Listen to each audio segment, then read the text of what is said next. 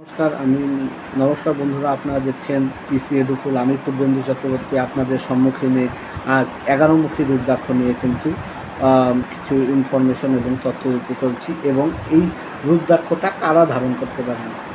এই রুদ্রাক্ষের প্রতিটি মুখ শিব ঠাকুরের একাদশ রুদ্র অবতার কিন্তু বোঝায়। আর একাদশ রুদ্র অবতার আমরা সবাই জানি: কাপালি, ভীমরু, আজাকলা, অহির্বোধনা, পিঙ্গলা, বিরূপাক্ষ, বিরোহী, শাস্ত্রা, চন্দ্ররূপ, তারপরে হচ্ছে আমাদের শম্ভু এবং ভব।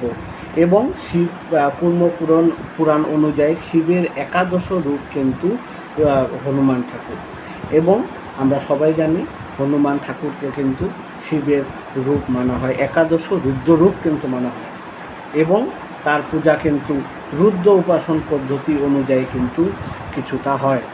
এবং তার পূজায় অবশ্যই শ্রীরাম, সীতা, লক্ষ্মণ, ভরত, শত্রুঘ্ন সমগ্র এই দেবতাকে পূজা করে কিন্তু তার পূজা হয়। এবং তার পূজার আগে পবনদেবের পূজাও কিন্তু অবশ্য করে নেবেন।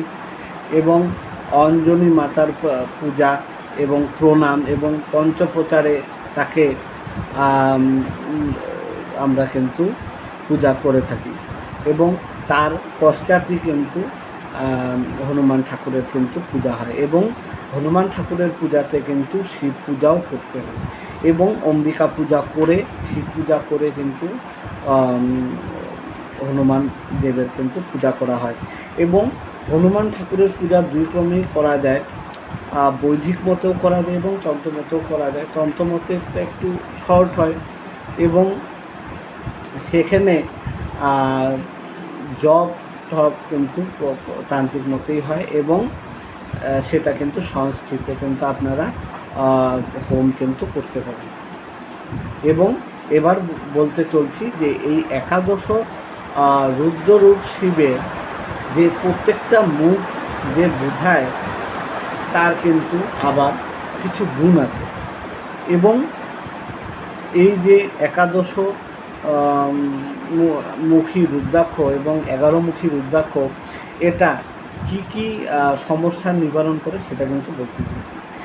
এই 11মুখী রুদ্রাক্ষ কিন্তু আপনাদের যদি কোনো নেগেটিভ এনার্জি এবং সুপার ন্যাচারাল এনার্জি, যেরকম ভূত প্রেত, এদের প্রভাব কিন্তু অনেকটা কম করে দেয়। এবং এই রুদ্রাক্ষ পড়লে কিন্তু মস্তিষ্ক যুগ্ম এবং যে কোনো